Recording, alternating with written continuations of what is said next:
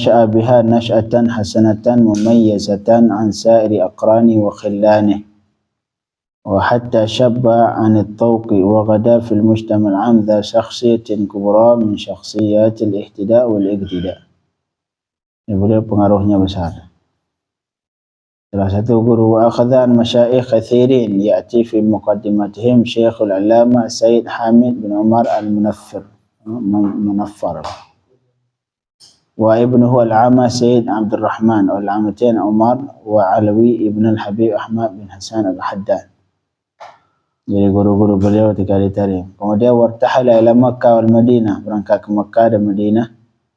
Wa makatha sanawat huna, beliau tinggal di Makkah lama juga. Talaqa athna'aha bi Makkah an Allamah Sayyid Aqil bin Umar bin Aqil bin Yahya, itu guru beliau ketika di Makkah. Wa ani Sayyid Ali al-Baiti wa Syekh Umar bin Abdur Rasul Attar wal Allamah Sayyid Ahmad bin Alwi Jamalillah.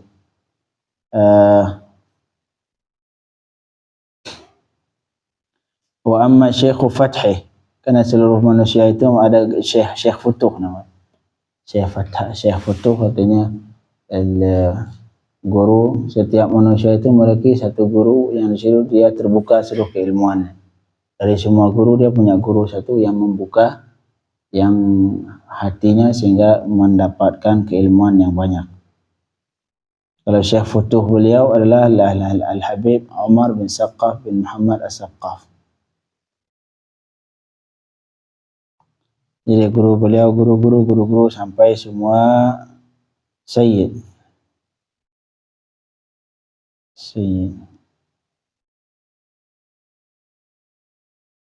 Ya, beliau jadi saudaranya siapa namanya?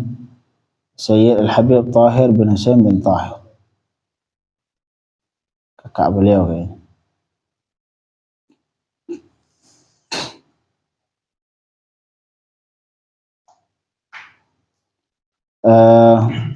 Salah satu fima qalu anhu, salah satu sebagian dari manaqib beliau yang diceritakan setelah beliau. Qala anhu ibnu ukhti al-Habib Abdullah bin Umar bin Yahya khali Abdullah bin Husain ijtama' fihi ahwal ahli al-musyarra' kullihim. Jadi khali Abdullah bin Husain itu terkumpul padanya seluruh hal ahli masyra' semuanya. Ahli masyra' aulia, ahwal para aulia itu semua kumpul ke beliau. Kemudian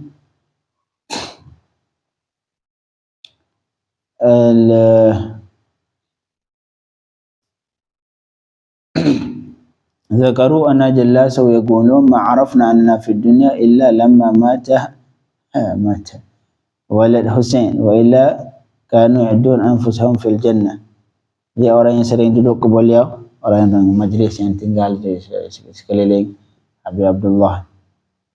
Itu kata mereka, ma'arafna annana fi dunya illa lamma mat walad Husain. Kita itu enggak merasakan kalau kita sedang dunia kecuali setelah beliau meninggal. Kenapa? Emang sebelum beliau meninggal mereka itu bukan di dunia. Wa illa kanu ya'udun anfusahum fil jannah. Bila sama beliau itu mereka menganggap seolah-olah di surga. Artinya saking mendapatkan ketenangan batin ketika duduk bersama beliau. Itu jelas artinya orang-orang yang sering duduk beliau, majelis beliau. Qala al-Habib Ali al-Habshi. Ali al-Habshi ini yang kadang sentuh darah. Lau ja'a katib yaktub a'mal walad Husain ma bayaqdir yaktubha wa yuhsiha li kathratiha. Kalau ada satu orang pengen menulis perbuatan beliau, amalan walad Husain adalah beliau dari Abdullah bin Husain. Ma bayaqdir, istilah Hadramaut itu setiap huruf mudhari' ada ba di awal. Ma bayaqum artinya ma sayakun untuk mustaqbal dia. Ma bayaqdir enggak bakal mampu dia tulis atau karena saking banyaknya enggak mungkin dia tulis. Saking banyaknya amalan beliau.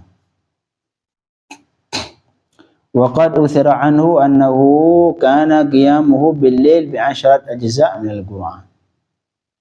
Jadi salah satu amalan beliau, harian beliau, ini wirid beliau setiap hari.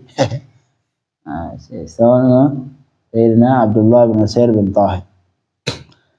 Annahu kana qiyamuhu bil-lail bi 10 ajza' min al-Quran. Beliau salat malam 10 juz setiap malam. Kan mah. Beliau dia baca Quran mah. Surah wajib. Oh bangga kan dia wajib orangnya. Kan. Ikhwan nyol hel-heon. Hel-heon kurang lancar. Beliau di salat malam. Di salatil lail salatnya 10 juz. 10 juz setiap malam, itu yang di salat malam. Qiyamul lail. Kemudian wa fi salatil duha 8 ajza'. Salat duha 8 juz. Dah berapa sudah? 18. Wa min awradi, kemudian wa min awradi 25 alif min ya Allah. Sebagian dari wirid beliau, artinya wirid ini amalan yang dilakukan kontinu setiap hari, itu maknanya wirid. Jadi kalau amalan dilakukan sekali-kali itu bukan wirid. Wirid artinya amalan yang dilakukan kontinu per hari, setiap hari dilakukan. Seperti misalkan kita baca wirid subuh, baru wirid. Wirid itu artinya amalan yang dibaca secara istiqamah. Kalau baca sehari, besoknya ditinggali, itu bukan wirid. Itu sekedar zikir biasa. Tapi zikir yang sudah jadi wirid adalah zikir yang sudah dibaca setiap hari. Sehingga sebagian ulama mengatakan man laisa lahu wirid fahuwa girid. Siapa yang enggak punya wirid, artinya tidak ada amalan yang dijadikan wirid, fahuwa girid. Girid itu apa ya? Giridnya gerak. Kunu qiradatan khasi'in. Girid. Sebagian lagi mengatakan man laisa lahu wirid falaisa lahu warid. Orang yang enggak punya wirid, enggak punya wirid. Oh esok kasihan dia capek sekolah tadi. Silakan. Istirahat tu. Man laisa lahu wirid falaisa lahu warid. Seseorang yang tidak memiliki wirid, falaisa lahu warid, maka tidak ada warid. Warid itu hanya pemberian dari Allah, makna warid. Sesuatu pemberian dari Allah, bahasa Arabnya dalam bahasa tasawuf. Dalam bahasa tasawuf namanya warid. Nafahatin waridatin, waridatin sesuatu pemberian dari Allah Subhanahu, seperti ketenangan batin, seperti maqamat lah, maqamat para aulia. Itu bagian dari waridah. Jadi man laisa lahu wirid falaisa lahu warid. Siapa yang enggak punya wirid, enggak bakal datang pemberian yang dari Allah Subhanahu wa taala. Jadi wirid beliau, bagi yang wirid enggak harus wirid, artinya zikir enggak harus zikir, tidak harus berbentuk bacaan, zikir bentuk salat, zikir bentuk yang lain, perbuatan yang lain. Walaupun ditlak wirid dasarnya kebanyakan dipakai wirid kebacaan. Wa min awradihi, sebagian dari wirid beliau 25 alif ya Allah. 25.000 kali ya Allah, ya Allah, ya Allah, ya Allah, ya Allah. Itu kalau antum lagi susah ucapin itu aja. Enggak ada manusia di dunia ini yang lagi susah ketika mengucapkan ya Allah kecuali dihilangkan kesusahan. Cuman ulang itu aja, ya Allah, ya Allah, ya Allah, ya Allah. Ulang aja. Penyakit banyak. Pas bangun minimal, pas bangun. Ada macam ada bedah kan? Anda pun ada bedah ya, dia mafaid bedah kan? Dia sampai tengok bedah jangan sampai kita bangun tidur kayak kambing bangun tidur. Bangun. Subhanalladzi ahyana ba'da ma amatana wa ilayhi nusyur. Ada badan untuk bangun tidur supaya mendapatkan keberkahan dari Allah Subhanahu wa taala. Jadi sebagian dari wirid beliau 25.000 kali ya Allah. Kalau pengen ketenangan batin, ulang-ulang itu aja sudah. Kan lagi kepikiran atau lagi ada masalah, banyakin baca ini ya Allah, ya Allah, ya Allah, ya Allah. Tunggu saja pasti dilepas masalah, pasti tenang batin. Cara ngilangin kesusahan batin, ulangin ya Allah sebanyak mungkin.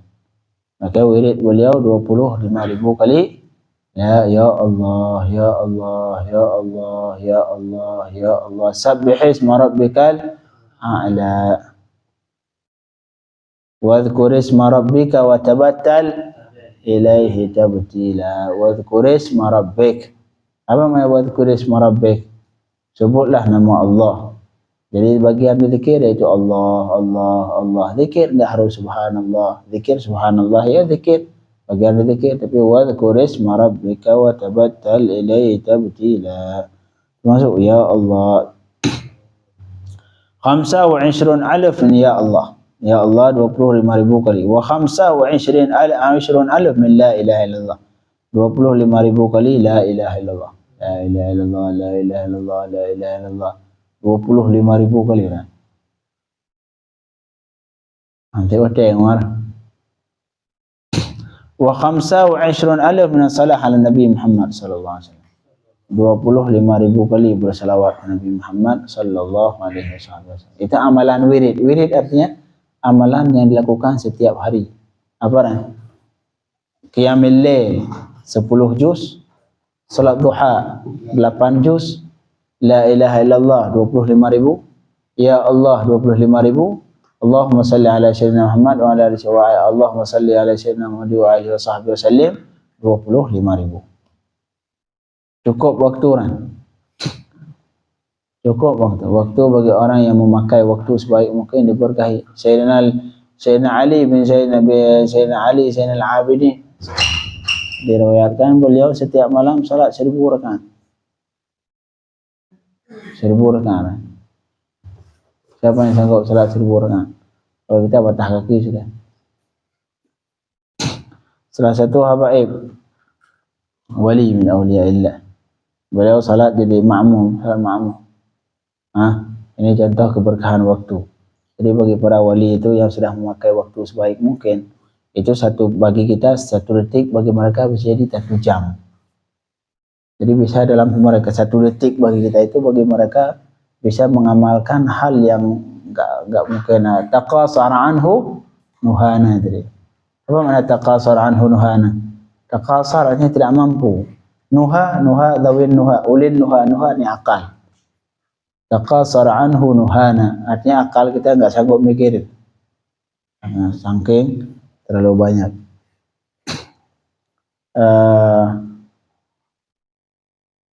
Purah dipegang. Beliau salat jadi makmum. Kemudian ketika imam walau dhalin amin, kan sunah nunggu makmum. Saya amin, sunah nunggu baca sedikit. Bagi imam itu sunah berdiam sejenak untuk nungguin makmum baca Fatihah. Itu salah satu baik. Jadi selesai salat ngomentari beliau. Ini kata tadi imam kok lama kali berhenti kata. Berhenti jadi selesai baca Fatihah, sebelum baca surat itu berhenti terlalu lama kata beliau. Padahal beliau cuma berhenti sedikit ukuran Fatihah. Paling sekitar setengah detik atau 10 detik, 5 detik lah. Tapi beliau jadi makmum tadi, selesai salat beliau, ini tadi kok lama kali berhenti. Lama bagaimana Habib? Padahal kami cuma sebentar doang. Apa enggak lama? Saya sempat baca Al-Ikhlas 1000 kali.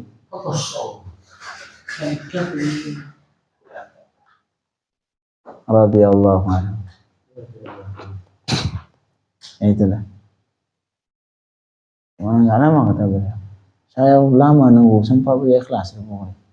Capek saya nunggu enggak selesai.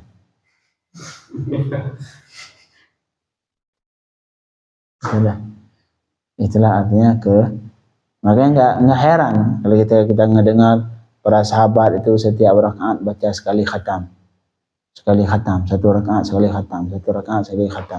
Itu bukan hal yang mustahil bagi kita yang enggak pernah melakukan. Tapi bagi orang yang sudah melakukan tidak mustahil.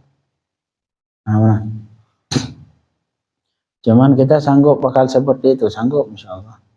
Tinggal ngejalanin. Paham kan? Jadi perlu diingat wirid beliau kalau qiyamul lail 10 juz. Yang 2 buah juz apa-apa. Kemudian salat duha 8 juz. Pernah salat duha pakai non? Tadi salat duha. Salat duha. Pemamah nanti duha mah. Ana. Apa ya hafal Quran? Nanti duha. Nanti duha ana mah. Ana. Apa ya hafal Quran? Fadhi. Kata saya punya guru Syekh Muhammad Ali Ba'ubah, kata beliau salat duha itu adalah salat menarik rezeki zahir wa batin. Yang paling butuh rezeki batin. Zahir rezeki yang berbentuk zahir seperti uang ataupun itu rezeki yang zahir. Yang batin ketenangan batin, ngapal mudah, ilmu mudah. Jadi ketika disampaikan nggak lupa, itu semua bagian dari rezeki yang dinikmati oleh rezeki, kan artinya sesuatu yang dinikmati. Sesuatu yang dinikmati. Kalau yang zahir, uang, makanan, Allah. Yang batin, ruh, kita juga butuh menikmati sesuatu. Rezekinya ya seperti Al-Quran, lancar hafalan, ya, dapat ilmu baru. Itu bagian rezeki yang batin. Ini salat duha narik dua itu sekaligus, rezeki zahir wa batin. Talib ilmu enggak salat duha? Mana talib ilmu? Makanya salah satu Habib Abdullah Syatiri Habib Abdullah Syatiri yang pimpinan ribat dia. Beliau di ribat itu sekitar 50 tahun enggak pernah keluar ribat. Ngajar di ribat, mencetak 1000-an, 2000 atau 3000 ulama beliau. Masya Allah, enggak keluar ngajar pagi siang malam ngajar, enggak pernah keluar di pondok. Sekitar mencetak ribuan ulama beliau, kader. Hasil dari buah tangan beliau mencetak ribuan ulama. Kemudian salah satu perkataan beliau, man lam yutali' 20 marrah fala yaqra' indi. Orang kalau pengen baca kitab beliau minimal ngebaca dulu berapa kali? 20 kali. Murid-murid beliau yang pengen baca kitab depan beliau sebelumnya harus murajaah dulu sebanyak 20 kali. Kalau murid ni datang kita tanya ibu babu, kita ibu ngambil kitab dah naik buka enggak tahu tempat di mana, dah duduk entar naruh lagi tidak. Kata beliau, man lam yutali' 20 marrah fala yaqra' indi.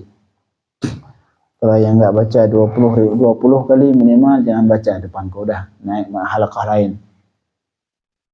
Jadi syarat pengen mau belajar duduk di beliau, syaratnya sebelumnya kitab yang mau dibaca, baca dulu di kamar 20 kali. Nah, makanya hijau kebut. Soalnya ada mereka itu kalau belajar benar-benar, sehingga jadi bukan kayak akhir zaman sekarang belajar 20 tahun. Jadi hangat. Berapa tahun di pondok? 18 tahun. 20 tahun. Hasilnya nol. Al-Habib Muhammad Al-Haddar, guru Habib Umar, belajar dari Bak Tari 4 tahun. Betul.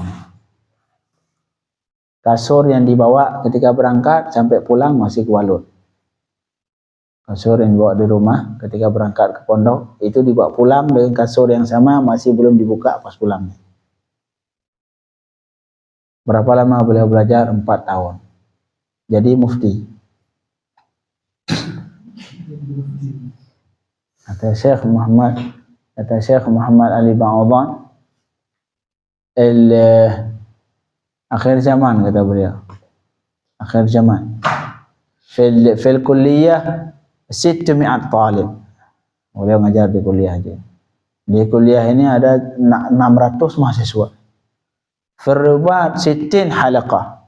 Di ribat ada 60 halaqah kata beliau. 60 halaqah, satu halaqah pengajian seperti ini. Bagaina kita mau 10 asyara mufti bas. Kita 10 mufti aja, enggak ada. Padahal santri di kuliah 600 gitu. Di riba 60 halaqah, minimal satu halaqah misalnya 10 orang, 60 600. Padahal jumlahnya terbaik 200. Bagaimana mufti wahid bas. Kita butuh satu mufti aja dari mereka yang 1.200 itu. Ada enggak?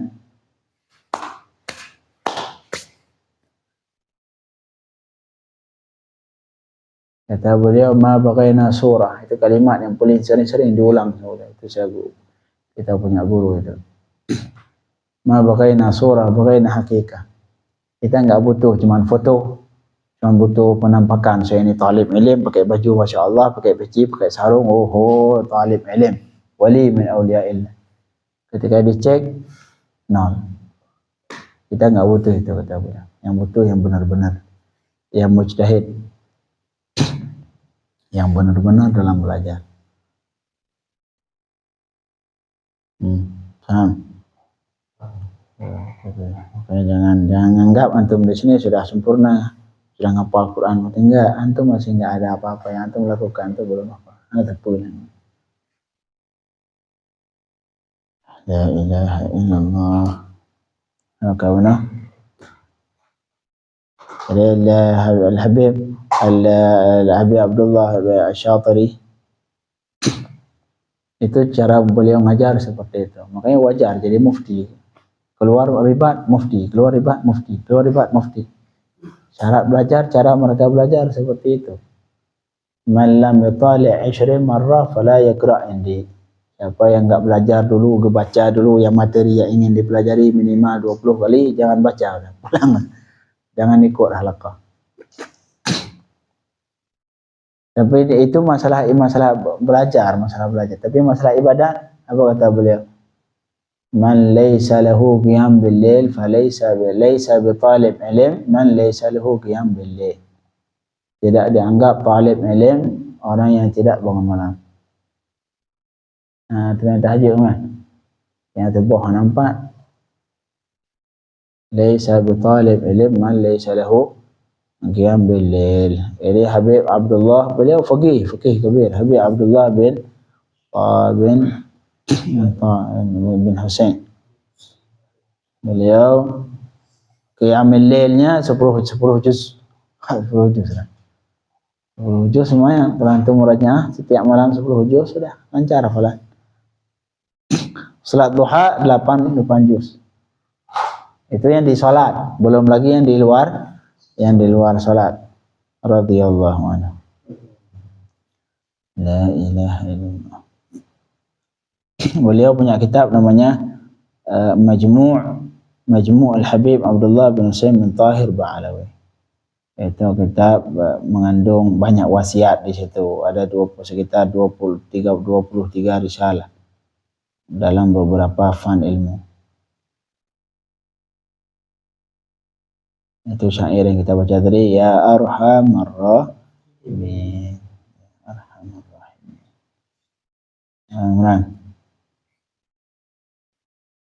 Ya minimal kita kalaupun nggak sampai derajat seperti mereka, minimal 0,0000000,1%. Tapi minimal yang zahir-zahir aja. Nggak harus misalkan tariqah, nggak harus selawat sehari 20 juta kali, enggak. Mulai dari salat duha. Kalau nggak sanggup 8 rakaat, 4 rakaat. Mulai dari salat malam 2 rakaat. Jaga salat jamaah. Jaga takbiratul ihram sama imam. Udah, itu cukup. Jaga ada-adab masuk kamar mandi. Kamar mandi kecuali mau mandi. Ketika antum masuk kamar mandi, pertama baca doa, Allahumma inni a'udzubika minal khubuthi wal khaba'ith. Pokoknya kehidupan kita jangan kayak kambing lah. Asal jalan, nggak ada aturan. Masuk kamar mandi, buka pintu, masuk ke kaki kiri. Masuk ke kaki kiri, kalau bisa pakai sendal. Kemudian jangan lupa pakai peci. Apapun, nggak harus peci. Apapun untuk menutup kepala. Nak baik punggung. Ya. Orang yang masuk kamar mandi tanpa nutup kepala dikhawatirkan gila. Gila yang dimaksud enggak harus gila hilang akal 100%, enggak. Kadang-kadang orang ada akal tapi kelakuannya kayak orang gila. Nah, itu mungkin sama penyebabnya karena nggak ada aturan masuk kamar mandi, nggak ada aturan. Jadi artinya orangnya nggak ada aturan. Kayak orang gila atau orang gila. Orang gila artinya ngomong nggak jelas, kelakuan yang nggak jelas. Nah, seperti itu. Ada orang yang nggak, ada orang yang normal, tapi kelakuannya kayak orang gila. Penyebabnya itu salah satunya tadi itu tadi masuk kamar mandi tanpa pakai menutup kepala. Pakai apa? Apa pakai rida, ngantung apa aja, terserah. Minimal, kecuali kalau mau mandi lain. Silahkan kalau mandi mungkin karena mandi nggak bisa tutup kepala. Ya sudah. Jaga adab kamar mandi. Jangan ngelihat, jangan sibuk main sama si adik. Jangan main-main.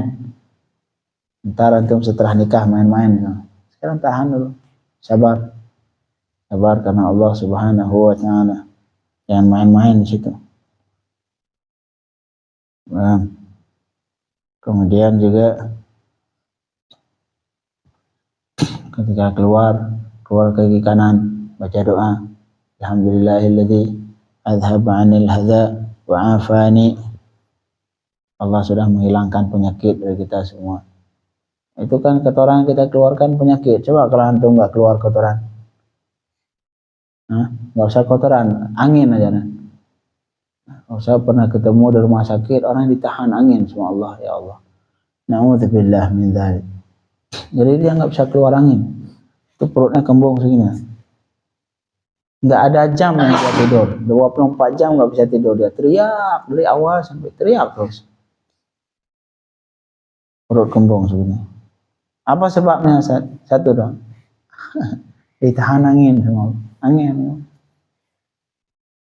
Itulah hakikat manusia, kalah sama angin. Apalagi kalau Allah tahan kencing. Nggak tahu ngebayangin gimana. Antum sakit kencing tapi nggak keluar. Ditahan 10 hari sama Allah, gimana coba? Apalagi yang kalau ditahan kotoran belakang. Ya subhanallah. Makanya jangan lupa bersyukur ketika keluar kamar mandi, alhamdulillah. Minimal alhamdulillah. Kalaupun Ustaz saya nggak ngapal, nggak ngapal alladzi adhaba 'anil adza wa 'afani, nggak ngapal, ya khair. Keluar mandi ghufranak alhamdulillah. Ada baca alhamdulillah.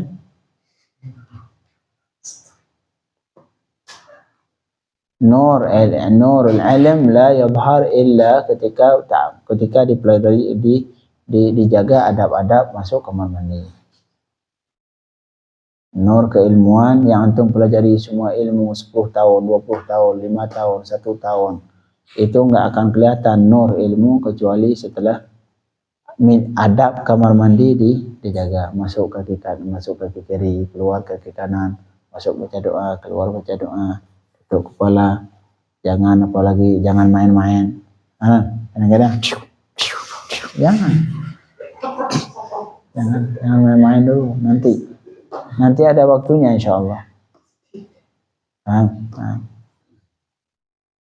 Jangan terlalu sering lihat aurat. Duduk yang benar. Tahu duduk pas itu gimana? Kalau duduk pas kencing gimana? Duduk ke kanan kayak orang main bola tuh. Kayak orang foto pas mau main bola. Duduk seperti itu. Jaga adab-adab hal yang kecil. Mana ada praktek praktek hal yang tak buatnya ada praktek. Kalau keilmuan yang kita pelajari, kita pribadi nggak mau ngamalkan, siapa yang mau ngamalkan? Siapa yang mau ngamalkan? Mau mengharap dari orang yang nggak pernah belajar mereka ngamalin sunnah Nabi? Nggak mungkin. Jadi kita sudah belajar, sudah tahu bagaimana caranya ngamalin. Berdeham, bagian sunnah supaya istirkha,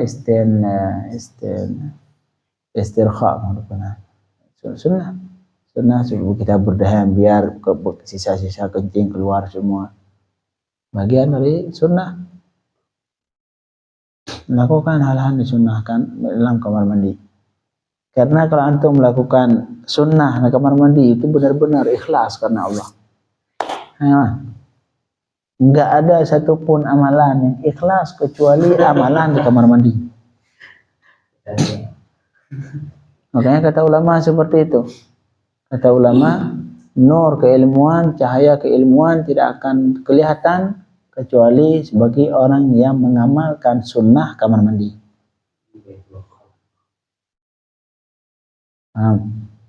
Kenapa? Karena di kamar mandi itu nggak ada yang lihat benar-benar karena Allah Subhanahu wa Ta'ala. Makanya yang benar-benar perbuatan yang paling benar-benar ikhlaslah kamar mandi. Nah, yang mungkin kalau antum salat duha, kalau antum baca Quran, kalau yang lain salat malam, ada kemungkinan riak masih ada. Antum sedekah, kemungkinan riak masih ada. Tapi kamar mandi, tahu nih, siapa yang ngelihat antum di kamar mandi? Tapi antum mau melakukan itu artinya apa? Itu benar-benar karena Allah Subhanahu wa Ta'ala. Jaga adab kamar mandi. Duduk seperti yang dianjurkan. Kemudian gedehem supaya itu sisa-sisa kencing keluar. Kalau belum masih dielus-elus bagian belakang dikit, bagian bawah sekitar dikit, supaya itu semua sisa kencing keluar. Apalagi yang adab-adab. Sebelumnya antum masuk kamar mandi, nyalain keran dulu. Jangan keluarin dulu baru buka keran. Tiba-tiba keran nggak nyala gimana? Akhirnya disisain. Nah, boleh. Itu kesalahan adab. Salah satu adab seperti itu. Cek air dulu. Coba antum baca di kitab fikih. Salah satu adab cek air dulu. Kalau nggak ada air jangan keluarin dulu baru buka air. Habis air. Mau bagaimana coba? Yang sering terjadi biasanya di WC umum. WC umum kadang-kadang air mati. Itulah kesalahan adab manusia, nggak pernah memperhatikan adab mandi. Keluarin dulu, buka air mati, ya salah. Mau bagaimana? Seharusnya nggak boleh. Seharusnya cek air dulu, buka air dulu baru.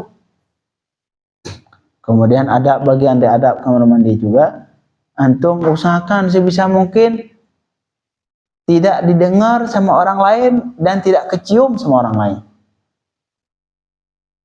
Paham? Jangan sampai kita keluar, kawan kita lagi makan di luar.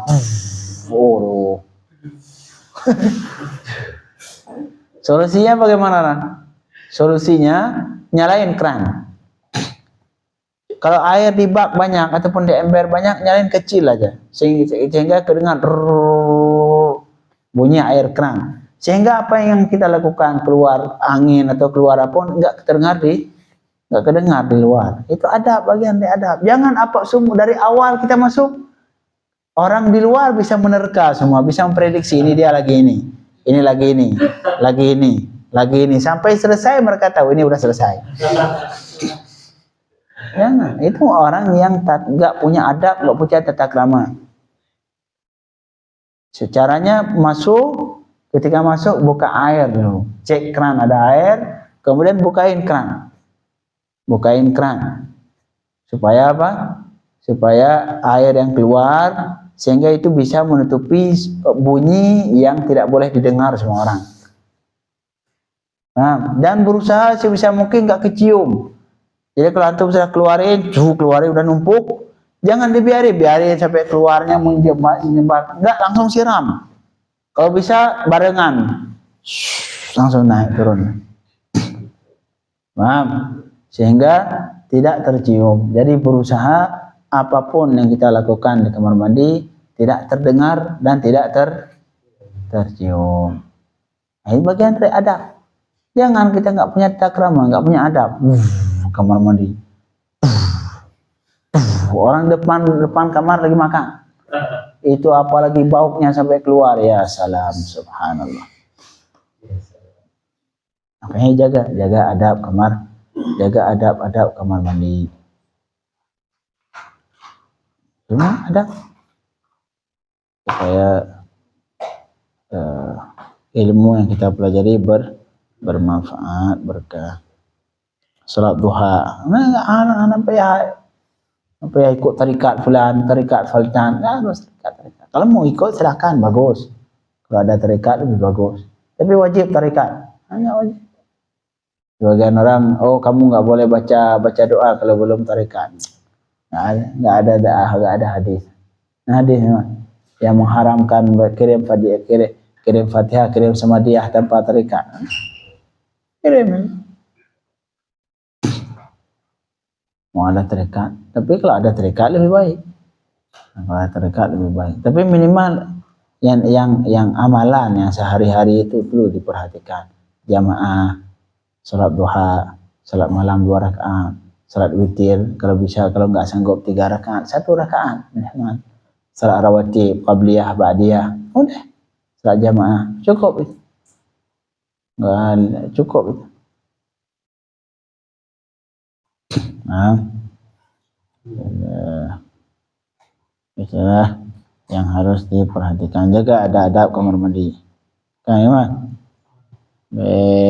Rio hidup boleh kau. Pupu yang tanya pupu hidup boleh kau. Ntar yang seperti itu di videoin ya. Di videoin di luar yang bunyi-bunyi. Nah, dan kalau bisa itu di bak antum di kamar mandi di sana ditutup ya. Ada tutup nggak? Ada tutup kan? Itu di bak di sana tutup. Tutup apa aja? Yang penting satu aja yang piket. Mau tutup sampai disebutkan sampai selidi, 1 lidi. Tutup pakai lidi. Tujuannya itu tadi karena ada penyakit yang diturunkan di malam hari, yang penyakit itu diturunkan ke bejana-bejana yang terbuka. Makanya kadang-kadang orang sehat-sehat tiba-tiba meninggal. Orang sehat-sehat tiba-tiba sakit kronis. Itu bisa jadi penyebabnya karena tadi turun penyakit wabah. Jadi itu wabah turun di malam hari yang dia mencari bejana-bejana yang terbuka. Makanya tutup itu bejana. Kalau misalkan ada bejana yang terbuka, tapi kalau di bak jangan. Kalau bejana yang kecil, misalkan itu punya ember kecil ataupun isi air sedikit, malamnya nggak ketutup, itu disunahkan dianggap dipakai di tempat air najis. Air najis biasa dipakai buat apa? Buat nyiram tanaman. Pakai air tadi seperti air najis, pakai buat siram tanaman. Jangan dipakai buat tubuh. Karena itu khawatir kena penyakit. Jaga hal-hal seperti itu. Kalau bisa itu di rumah ditutup. Pakai tutup apa sampai 1 lidi, pakai apa namanya? Pakai hanger, naruh hanger tu baca bismillah. Baca bismillah yang kamar mandi, luar mandi. Bismillahirrahmanirrahim, masukin taruh. Udah cukup. Itu bagian dari adab yang harus kita sama-sama jaga supaya ilmu yang kita punya walaupun sedikit tapi bermanfaat. Amin ya rabbal alamin.